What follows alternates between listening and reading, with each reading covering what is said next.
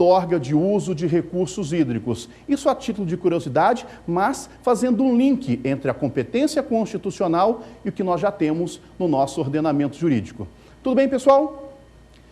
Já o artigo 21, inciso 20, diz que compete à União instituir diretrizes sobre o desenvolvimento urbano, incluindo habitação, saneamento básico e transportes públicos. Então, compete à União instituir diretrizes sobre aí o desenvolvimento urbano. Pessoal, está incluído habitação, está incluído saneamento básico e transportes públicos.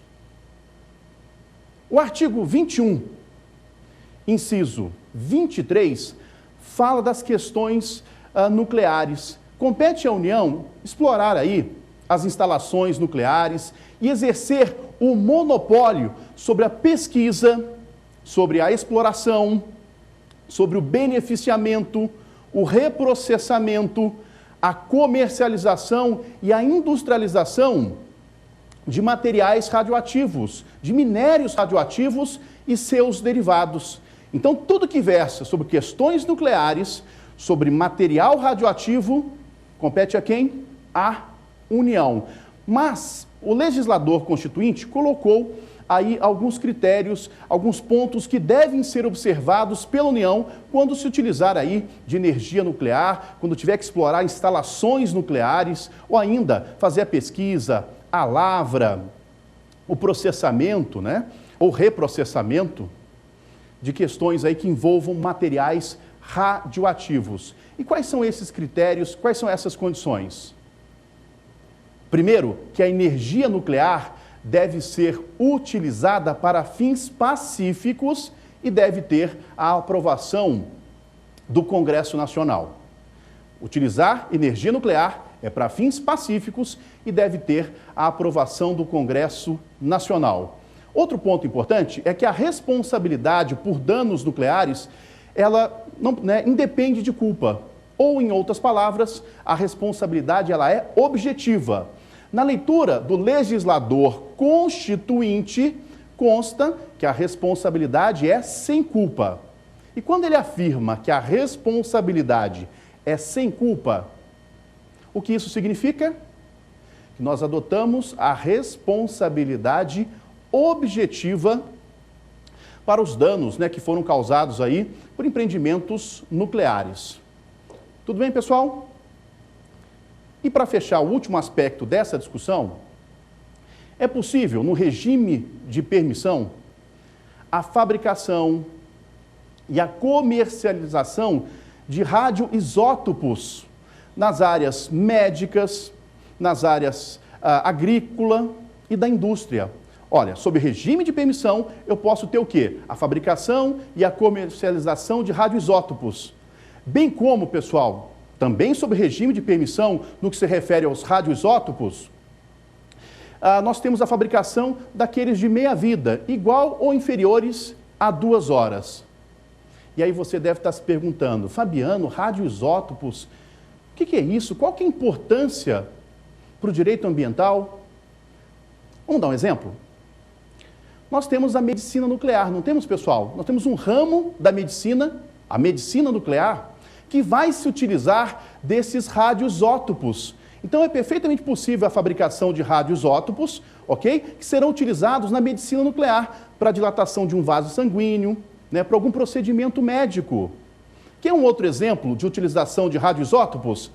Quando você tem um fóssil, você quer determinar quanto tempo tem esse fóssil de um dinossauro, por exemplo. Quanto tempo? Você usa o carbono 14. Através do carbono 14, que é um radioisótopo, você define o tempo desse fóssil. Olha o santo sudário. Foi aplicado o carbono 14 e, como tal, definiu o tempo aí, do santo sudário. E são alguns exemplos bem simples, isso não vai ser suscitado na sua prova, mas é só para que você tenha uma referência sobre o que é um radioisótopo. É possível? Sim, sob regime aí de permissão. Aliás, quem é responsável por isso? E, aliás, como tudo na área ambiental no Brasil, é a CNEM, a Comissão Nacional de Energia Nuclear. Ele tem dois institutos, né? A CNEM tem dois institutos que são responsáveis pela fabricação e comercialização de radioisótopos. CNEM, Comissão Nacional de Energia Nuclear, é responsável aí pelos aspectos que envolvem, entre outros, os radioisótopos igualmente. Vamos para o artigo 22? O artigo 22 fala da competência legislativa que é privativa da União. Na leitura constitucional, compete privativamente à União legislar sobre, por exemplo, águas, energia, minas, jazidas, recursos minerais e metalurgia, ou ainda compete privativamente à União legislar. Preste atenção, hein? Estamos aqui falando de competência legislativa no artigo 22. Compete legislar sobre questões nucleares. Olha, pessoal, olha a diferença. Lá no artigo 21, nós falamos de competência administrativa da União, ok?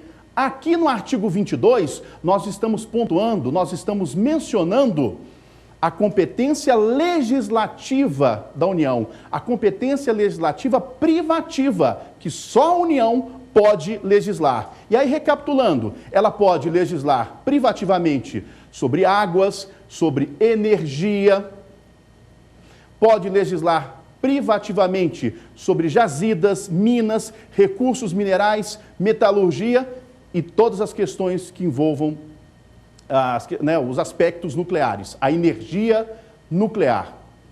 Tudo bem? Onde é que está isso no artigo 22? Incisos de número 4, 12 e 26.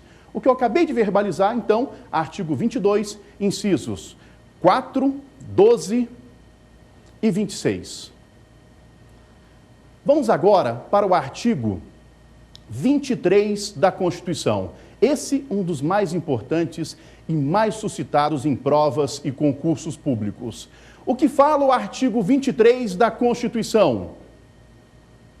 Ele faz uma abordagem da competência administrativa comum e diz que compete à União, aos Estados-membros, ao Distrito Federal e aos municípios de maneira comum, ou seja, competência administrativa comum, entre outros aspectos, por exemplo, proteger o meio ambiente e combater a poluição em qualquer de suas formas. Olha, pessoal, proteger o meio ambiente e combater a poluição em qualquer de suas formas compete, olha, competência administrativa compete à União, aos Estados-membros, ao Distrito Federal e aos municípios. Uma dica para a prova, para concursos. Quando você pensar o artigo 23 da Constituição em matéria ambiental, sabe qual é o raciocínio que você tem que fazer? Pense que o artigo 23, nós estamos discutindo o quê? Poder de polícia ambiental. Estamos discutindo fiscalização.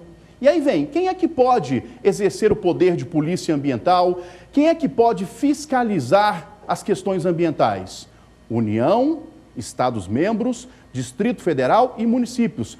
Competência administrativa comum. Todos eles podem. Todos, competência comum. E quais são os incisos mais importantes do artigo 23?